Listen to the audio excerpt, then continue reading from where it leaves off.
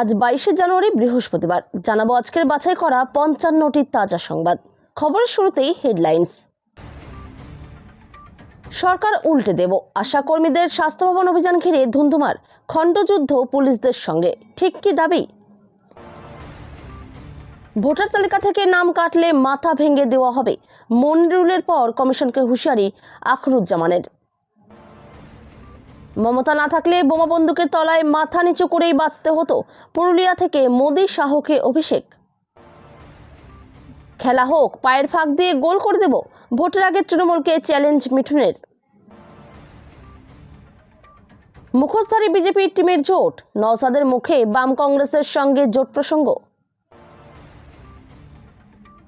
অধিকারী পরিবারের ঘাঁটি দক্ষিণ কাথি দখলের নয়া কৌশল, শাসক তৃণমূলের জোড়া কোর কমিটি গড়ে শুরু লড়াইয়ের প্রস্তুতি। রাজ্যের মুসলমানদের সব থেকে বড় অভিশাপ দিয়েছেন মমতাই, দলের প্রতিষ্ঠা দিবসে বোঝালেন নওশাদ। বাংলাদেশকে ছাড়াই হবে টি-20 বিশ্বকাপ, চরম সিদ্ধান্ত আইসিসির। ডিজিপি নিয়োগ নিয়ে ক্যাটের সময়সীমার ফাঁদে নবান্ন, ঝোলা থেকে কোন বিড়াল বেরোবে? ভোটের আগে রাজ্যের সিভিল সার্ভিস অফিসারদের পাশে মমতা, প্রমোশনের গলিপথ রাজপথ হলো। এসএসসি মামলায় ইডি আবার নিশানা করল বিধায়ক জীবন কৃষ্ণ এবং মিডলম্যান প্রসন্নকে, বাজেয়াপ্ত 58 কোটির সম্পত্তি। পুরুলিয়া থেকে বিজেপিকে নিশানা, ভোটের আগে লক্ষ্মীর ভাণ্ডার নিয়ে বিরাট মন্তব্য অভিষেকের। স্বাস্থ্য ভবনের কর্তাদের সঙ্গে বৈঠকের পরই অবস্থান প্রত্যাহার, কর্মবিরতি চলবে সাফ জানালেন আশাকর্মীরা। আইপ্যাক কাণ্ডের ছায়া, রাজ্য কেন্দ্র টানাপোড়েনের মধ্যেই কলকাতায় আসছেন ইডি ডিরেক্টর রাহুল নবীন। দেশের নিরাপত্তা ঝুঁকিতে রাজ্য সহযোগিতা করছে না, সীমান্তে বেড়া নেই 2200 কিলোমিটার, আদালতে কেন্দ্র। 4 আধিকারিকের বিরুদ্ধে এফআইআর নিয়ে 72 ঘন্টার ডেডলাইন, মুখ্য সচিবকে চিঠি কমিশনের। আমার মাটি সইবে না, ইউপি বিহার হইবে না, পুরুলিয়া থেকে বিজেপিকে হারানোর ডাক অভিষেকের। শুনানিতে ডাক, পরপর 2 দিন জলঙ্গিতে এসআইআর আতঙ্কে মৃত্যু, চাঞ্চল্য এলাকা জুড়ে। চন্দ্রকোনা মামলায় শুভেন্দুকে অন্তর্বর্তী রক্ষা কবচ, রাজ্যের কাছে রিপোর্ট তলব হাইকোর্টের। জামাত আদর্শিক শত্রু, ভোটে বিএনপি মূল প্রতিপক্ষ, কাল থেকে প্রচারে আওয়ামী লীগ, নামছেন হাসিনাও। কোন নেতার জন্য তৃণমূলের থেকে মুখ ঘোরাবেন না, বার্তা অভিষেকের, পুরুলিয়ায় 9-0 করার ডাক। খেলা হোক, বাংলাদেশ ভাবাচ্ছে, রাজ্য পুলিশের অফিসারদেরও 50 রাত বর্ডারে থাকতে হবে, নির্দেশ দিল্লির। বেগুনি শাড়ি দেখলেই ধরছে পুলিশ, 26-এর বিধানসভায় দেখে নেব, হুঁশিয়ারি বেগুনিদের। কিন্তু কেন এই বেগুনি শাড়ি টার্গেট? 1 সপ্তাহেই সিংহাসনচ্যুত, বিরাটকে টপকে র্যাঙ্কিং শীর্ষে ভারতের ট্রাস। নিজের নামে শুনানির নোটিশ নিজেকেই, পশ্চিম মেদিনীপুরে অভিনব ঘটনায় চাঞ্চল্য। বেপরোয়া গতি হলো কাল, ঘন্টায় 140 কিলোমিটার গতি, মৃত্যু 4 জন তরুণ যুবকের। বাংলার মুকুটে জুড়ল নয়া পালক, খুশির খবর শেয়ার করে উচ্ছ্বাসে ভাসলেন মুখ্যমন্ত্রী। বর্বর সরকার, অমানবিক প্রশাসন, মাতৃশক্তি লাঞ্ছিত ও আক্রান্ত, আশাকর্মীদের পাশে দাঁড়ালেন শুভেন্দু। আশাকর্মীদের রাজনীতির ফাঁদে পা না দেওয়ার পরামর্শ চন্দ্রিমার, পাল্টা ভোটে দেখে নেওয়ার হুঁশিয়ারি। অপরাধী নয়, ধরা পড়ছেন সাক্ষীরাই, নন্দীগ্রামের গণধর্ষণ মামলায় তৃণমূলের নিশানায় শুভেন্দু সিবিআই। হাটের মাঝে ভাঙল হাড়ি, ফলতায় তৃণমূলের গোষ্ঠীদ্বন্দ্বে ফাঁস, ভোট করানোর কাহিনী। ঠেকায় পড়ে আরএসএসের দুয়ারে বঙ্গ বিজেপি, বিধানসভা নির্বাচন নিয়ে বসছে বৈঠক। আইপ্যাক কাণ্ডে মমতাকে নিশানা, সবুজ ফাইলে কি ছিল জানালেন মিঠুন। মন্ত্রীর রোশনালে সিপিএম, সভা চলাকালীন মাইক কেড়ে নেওয়ার অভিযোগে তোলপাড়। ফের রাজ্যে এসআইআর আতঙ্কে একের পর এক মৃত্যু, একাধিক জেলায় চরম হয়রানির শিকার সাধারণ ভোটার। সুপ্রিম নির্দেশের জের, ফের পিছবে চূড়ান্ত তালিকা প্রকাশের দিনক্ষণ। কেন্দ্রীয় কর্মচারী হলেও রেহাই নেই, দুর্নীতিতে তদন্ত করতে পারবে রাজ্য পুলিশও, সুপ্রিম কোর্ট। প্রথম স্ত্রীকে ডিভোর্স না দিয়েই দ্বিতীয় বিয়ে হিরণের, আইন কি বলছে জানুন। চাকরিহারা শিক্ষকদের মধ্যে কতজন পাবেন চাকরি, তালিকা প্রকাশ করবে এসএসসি। বিধানসভা ভোটের আগে বন্ধ করা হবে কয়েক হাজার লক্ষ্মীর ভান্ডার অ্যাকাউন্ট। ভোটের আগেই বাংলার মা ও মেয়েদের 2000 টাকা করে দেবেন মমতা বন্দ্যোপাধ্যায়, কিভাবে পাবেন এই টাকা। বিধানসভা ভোটের মুখে তৃণমূলে বড় ভাঙন, ঘাসফুল ছেড়ে মৌসুমের হাত ধরে কংগ্রেসে যোগ শতাধিক নেতাকর্মীর। সিঙ্গুর নিয়ে মোদীর নীরবতায় অস্বস্তিতে বিজেপি, এবার বাংলায় শিল্পের বড় আশ্বাস শ্রমিকের। উত্তাল সন্দেশখালী, বিডিও অফিসে তুলকালাম, যথেষ্ট ভাঙচুর, তৃণমূলকে নিশানা বিজেপির। দেশে ফিরলেই লাশ হতে হবে, ভারতের হাজতবাসকে স্বর্গ মানছেন 4 বাংলাদেশি। মিশন বাংলা নয়া সভাপতি নিতিন নবীনের কাছে কি প্রত্যাশা শ্রমিক সুকান্ত দিলীপদের। পুরুলিয়ায় এসআইআর আতঙ্কে আত্মঘাতী আদিবাসী বৃদ্ধ, কমিশনের বিরুদ্ধে একাধিক ধারায় মামলা পুলিশের। লক্ষ্য বাংলা জয়, কাল প্রথম বৈঠকেই বড় বার্তা দিতে পারেন বিজেপির সভাপতি নিতিন নবীন। এসআইআরের শুনানিতে নিষ্পত্তি হওয়া নথিতেও নজর, রাজ্যে নিয়োগ করা হলো আরও 16 জন বিশেষ পর্যবেক্ষক। ফের বঙ্গে পিছোতে পারে এসআইআরের সময়সীমা, সুপ্রিম নির্দেশের পর বড় সিদ্ধান্তের পথে কমিশন। এতক্ষণ শুনছিলেন আপনারা সংবাদের শিরোনাম, এবার আসছে বিস্তারিত খবরে। আবারও স্বাস্থ্য ভবন অভিযানের ডাক দিয়েছেন আশা কর্মীদের একাংশ। আজ সকাল থেকেই রাজ্যের বিভিন্ন জায়গায় আন্দোলনকারীদের আটকে দেওয়ার অভিযোগ উঠেছে পুলিশ এবং জিআরপির বিরুদ্ধে। শিয়ালদা, নিউ জলপাইগুড়ি থেকে শুরু করে একাধিক স্টেশন এবং সড়কে বাধার মুখে পড়েছেন কলকাতামুখী একাধিক আশাকর্মীরা। আশাকর্মীদের দাবি যে ন্যূনতম 15,000 টাকা বেতন, সরকারি স্বাস্থ্যকর্মীর স্বীকৃতি, কর্তব্যরত অবস্থায় মৃত্যু হলে পরিবারকে 5 লক্ষ টাকা ক্ষতিপূরণ এবং সেই সঙ্গে সমস্ত বকেয়া ভাতা তাড়াতাড়ি মেটাতে হবে। আর এই দাবিতেই তারা গত 30 দিন ধরে রাজ্য জুড়ে কর্মবিরতি চালাচ্ছেন। আজ সকালে শিয়ালদা স্টেশনের 13 নম্বর প্ল্যাটফর্মের বাইরে একাধিক আশাকর্মীকে আটকে রাখা হয় বলে অভিযোগ উঠেছে। তাদের বক্তব্য যে আজ বৈঠকের ডাক ছিল বলেই তারা কলকাতায় আসছিলেন, কিন্তু জিআরপি কোনো রকম লিখিত নির্দেশ না দেখিয়েই বাধা দিচ্ছে। আন্দোলনকারীদের অভিযোগ যে স্বাস্থ্য ভবনে পৌঁছানো আটকানোর জন্যই এই পদক্ষেপ। একই ছবি দেখা গিয়েছে উত্তরবঙ্গ এবং পশ্চিমাঞ্চলেও। নিউ জলপাইগুড়ি থেকে শুরু করে মালদা টাউন, অন্ডাল, রানীগঞ্জ, কাটোয়া, বাঁকুড়া সহ একের পর এক জায়গায় ট্রেন অথবা বাসে উঠতে বাধা দেওয়ার অভিযোগ উঠেছে। কোথাও কোথাও ট্রেন থেকে নামিয়ে দেওয়া হয়েছে, আবার কোথাও কোথাও বাস থানায় নিয়ে যাওয়া হয়েছে। অনেক জায়গায় আবার পুলিশের সঙ্গে ঝামেলাও হয়েছে। এসআইআর ঘিরে রাজ্য জুড়ে উত্তেজনার পারদ চড়ছেই। ফারাক্কার বিধায়ক মনিরুল ইসলামের পর এবার নির্বাচন কমিশনকে নিশানা করলেন রঘুনাথগঞ্জের তৃণমূল বিধায়ক তথা বিদ্যুৎ প্রতিমন্ত্রী আখরুজ্জামান। তার হুঁশিয়ারি, এসআইআরের নামে বৈধ ভোটারদের নাম বাদ গেলে জেলায় জনবিস্ফোরণ ঘটতে পারে। এর আগে মনিরুল ইসলামের একজন যোগ্য মানুষের নামও বাদ গেলে কমিশনের মাজা ভেঙে দেব, এই মন্তব্য সোশ্যাল মাধ্যমে ভাইরাল হয়েছিল। সেই আবহেই মঙ্গলবার রঘুনাথগঞ্জে আখরুজ্জামানের বক্তব্য নতুন করে বিতর্ক উস্কে দিল। তার দাবি, কমিশনের বর্তমান প্রক্রিয়ায় বৈধ ভোটাররা হয়রানির শিকার হচ্ছেন। এসআইআরের শুনানির নাম করে হয়রানির অভিযোগে জেলার পর জেলা বিক্ষোভ অব্যাহত। ফারাক্কা ও চাকুলিয়ার পর মঙ্গলবার সন্দেশখালীতে বিডিও অফিসে ভাঙচুরের ঘটনা ঘটে। বাসন্তী সহ একাধিক এলাকায় শুনানি কেন্দ্রে গোলমালের খবরও মিলেছে। এরই মধ্যে শাসক দলের বিধায়কের এই মন্তব্য ঘিরে এলাকায় উত্তেজনা আরও বেড়েছে। বিরোধীদের অভিযোগ, পরিকল্পিতভাবে গোলমাল পাকিয়ে এসআইআর প্রক্রিয়া বানচাল করতে চাইছে তৃণমূল। তাই একের পর এক বিধায়ক, মন্ত্রী উস্কানিমূলক মন্তব্য করছেন। যদিও নিজের বক্তব্যের সপক্ষে আখরুজ্জামান বলেন, আমি এটুকুই জানতে চাই, নির্বাচন কমিশন যেভাবে ভোটার তালিকা থেকে নাম বাদ দেওয়ার চক্রান্ত করছে, ফাইনাল তালিকা বেরোনোর দিন মানুষের ক্ষোভের বিস্ফোরণ হলে তার দায়িত্ব কে নেবে? এখানকার বৈধ ভোটারদের নাম বাদ গেলে যে পরিস্থিতি তৈরি হবে, তার দায়ভার কি কমিশন নেবে? পুরুলিয়া থেকে অতীত বর্তমানের তুলনা টেনে উন্নয়ন ও শান্তির খতিয়ান তুলে ধরে এবারের ভোটে পুরুলিয়াকে বিজেপি শূন্য করার ডাক দিলেন তৃণমূলের সর্বভারতীয় সাধারণ সম্পাদক অভিষেক বন্দ্যোপাধ্যায়।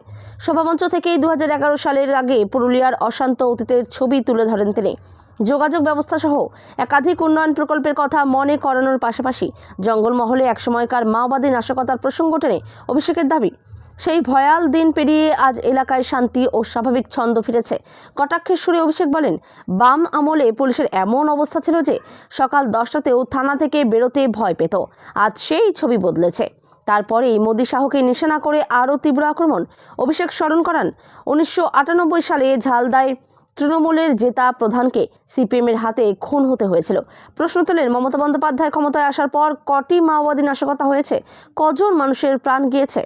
তার কটাক্ষ, মোদিবাবু, অমিত শাহ, জ্যোতির্ময় সিং মাহাতো যারা আজ বড় বড় ভাষণ দেন, 2011 সালের আগে পুরুলিয়ার মাটিতে তাদের টিকিটা খুঁজে পাওয়া যেত না। আজ এসে শান্তি শৃঙ্খলার কথা বলছেন। মমতা বন্দ্যোপাধ্যায় না থাকলে আজও মাওবাদী সিপিএমের বোমা বন্দুকের নিচে মাথা নিচু করেই বাঁচতে হতো। ভোটের আগে তৃণমূল কংগ্রেসের জনপ্রিয় স্লোগান খেলা হবে, এই শব্দ বন্ধকেই হাতিয়ার করে রাজ্যের শাসক দলকে সরাসরি হুঁশিয়ারি দিলেন বিজেপি নেতা মিঠুন চক্রবর্তী। সিউড়িতে দলীয় সভা থেকে তার স্পষ্ট বার্তা, ভোট মিটলেই যে খেলা হয় তা সবাই জানে। এবার সেই খেলায় বিজেপিও মাঠে নামবে। মিঠুনের বক্তব্যে উঠে আসে সাম্প্রতিক নির্বাচনের ইতিহাসের প্রসঙ্গ। 2021 সালের বিধানসভা নির্বাচন হোক বা 2024 সালের লোকসভা ভোট, দুক্ষেত্রেই ভোট পরবর্তী হিংসার অভিযোগে বারবার তৃণমূল কংগ্রেসের নাম জড়িয়েছে। সেই অভিজ্ঞতার কথাই টেনে এনে বিজেপি নেতা বলেন, একতরফা খেলা আর চলবে না। এবার দুদলই মাঠে নামবে এবং সঠিক সময়ে সুযোগ নিয়ে গোল করে দেবে বিজেপি, এমনটাই তার দাবি। ফুটবলের উপমায় মোড়া এই রাজনৈতিক বার্তায় তৃণমূলের খেলা হবে স্লোগানকে উল্টে দিতে চেয়েছেন মিঠুন। তার কটাক্ষ, এক টিম নিয়ে খেলা হয় না, এবার দুজনেই খেলবো, আর ঠিক সময়ে পেনাল্টিতে বল বসিয়ে টুক করে গোল করে দেব। রাজ্য রাজনীতিতে তৃণমূল ও বিজেপির মধ্যে আঁতাত বা গোপন সমঝোতার যে আলোচনা মাঝে মধ্যেই শোনা যায়, তাকেও সরাসরি খারিজ করেন মিঠুন চক্রবর্তী। তার কথায় এই ধরনের জল্পনা সম্পূর্ণ মিথ্যে এবং মানুষকে বিভ্রান্ত করার জন্যই ছড়ানো হয়। বিধানসভা ভোট এলেই শূন্য থেকে শুরু করা শাসক বিরোধীদের জোটের জন্য হাঁকডাক শুরু হয়। 2026 বিধানসভা নির্বাচনের আগেও তার ব্যতিক্রম হচ্ছে না, স্পষ্ট জানিয়ে দিলেন আইএসএফ বিধায়ক নওশাদ সিদ্দিকী।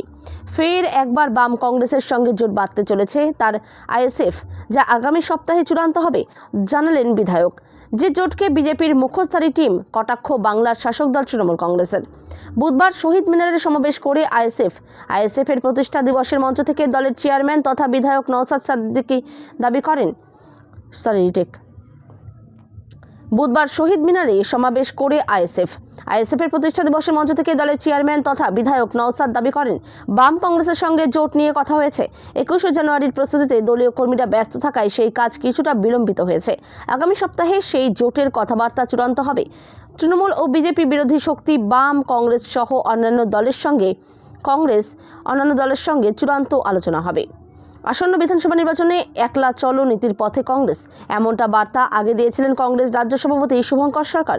ফলে কংগ্রেসের তরফে নওশাদের বার্তার পরে কোনো প্রতিক্রিয়া পাওয়া যায়নি। তবে সিপিআইএমের তরফে জোটের সম্ভাবনা উড়িয়ে দেওয়া হয়নি। বিজেপি তৃণমূল বিরোধী জোটের পথে বামেরা ইতিবাচক, দাবি সুজন চক্রবর্তীর। 2021 সালের বিধানসভা নির্বাচনে রাজ্যে চমকপ্রদ ফল করেছিল তৃণমূল।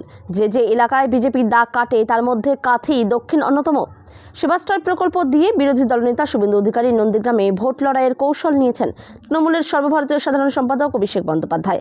আর এবার জোড়া কোর কমিটি করে পূর্ব মেদিনীপুর জেলায় আধিকারিকদের ঘাঁটি বলে পরিচিত কাথি দক্ষিণ বিধানসভা দখলের প্রস্তুতি শুরু করে দিল শাসক দল। মঙ্গলবার সন্ধ্যায় তৃণমূলের তরফে কাথি 1 ও কাথি টাউন এলাকায় তৃণমূলের নতুন কোর কমিটি ঘোষণা করা হয়েছে। কাথি পৌরসভা এলাকাতেই অধিকারী পরিবারের আদি বাড়ি শান্তিকুঞ্জ। সেই বাড়িতে যৌথ পরিবারে বাস করেন অধিকারীরা।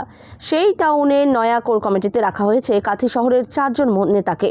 কাথি টাউন ব্লকের প্রাক্তন সভাপতি সুরজিৎ নায়েক ছাড়াও কমিটিতে রয়েছেন কাউন্সিলর আলেম আলী খান, রত্নদীপ মান্না এবং তনুশ্রী চক্রবর্তী ভট্টাচার্য। যদিও টাউনের মহিলা সংগঠনের সভানেত্রী ইলা মান্নার নাম পৃথকভাবে ঘোষণা করা হয়েছে। কাথি 1 ব্লক ও কাথি পুরো এলাকা নিয়ে কাথি দক্ষিণ বিধানসভা গঠিত হয়েছে। সেই ব্লকের কমিটিতেও জায়গা দেওয়া হয়েছে প্রাক্তন সভাপতি সুনীত পট্টনায়ককে। এছাড়াও রয়েছেন নীলাদ্রি মাইতি, প্রকাশ মণ্ডল ও রামগোবিন্দ দাস। এক্ষেত্রেও সোমা মিশ্রের নাম ব্লক সংগঠনের মহিলা সভানেত্রী হিসেবে পৃথকভাবে ঘোষণা করা হয়েছে। 2021 সালের বিধানসভা নির্বাচনে রাজ্যের চমকপ্রদ ফল করেছিল তৃণমূল। আইএসএফের প্রতিষ্ঠা দিবস শহীদ মিনার চত্বরে আয়োজিত সভা থেকে রাজ্যের তৃণমূল কংগ্রেস সরকারের বিরুদ্ধে তীব্র আক্রমণ শানালেন ভাঙড়ের বিধায়ক ও আইএসএফ নেতা নওশাদ সিদ্দিকী। তার বক্তব্যের কেন্দ্রবিন্দুতে ছিলেন মুখ্যমন্ত্রী মমতা বন্দ্যোপাধ্যায়। সংখ্যালঘুদের প্রসঙ্গ তুলে নওশাদের অভিযোগ, মমতা বন্দ্যোপাধ্যায় রাজ্যের মুসলমানদের জন্য সবচেয়ে বড় যে অভিশাপ তৈরি করেছেন তা হলো ওবিসি সার্টিফিকেট।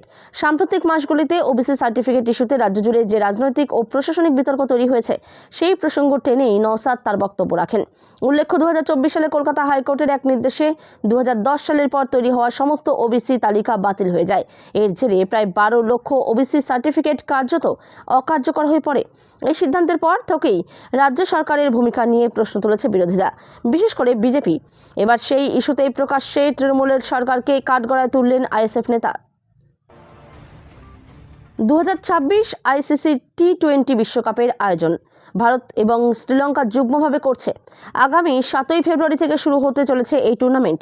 এই মেগা ইভেন্টের আগে বাংলাদেশ ক্রিকেট বোর্ড একটা বড়সড় সিদ্ধান্ত গ্রহণ করেছিল। তারা দাবি করেছিল বাংলাদেশের প্রত্যেকটা ম্যাচ ভারত থেকে সরিয়ে এনে শ্রীলঙ্কায় শিফট করা হয়। এই মর্মে আইসিসি এবং বাংলাদেশ ক্রিকেট বোর্ডের মধ্যে 21শে জানুয়ারি অন্তিম বৈঠকের আয়োজন করা হয়েছিল। বৈঠকের শেষে আইসিসি নিজেদের সিদ্ধান্ত জানিয়ে দিয়েছে।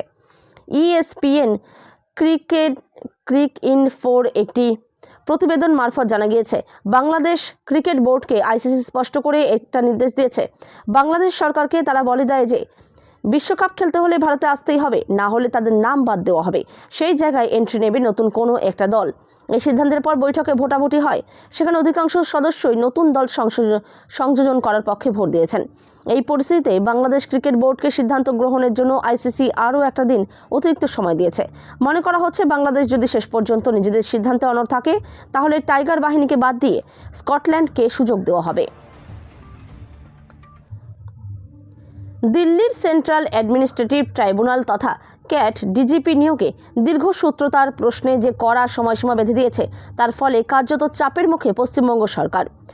ট্রাইব্যুনাল স্পষ্ট কথা জানিয়ে দিয়েছে, আগামী 48 ঘন্টার মধ্যেই ডিজিপি অ্যাপয়েন্টমেন্ট সংক্রান্ত প্রস্তাব ইউপিএসসির কাছে পাঠাতে হবে।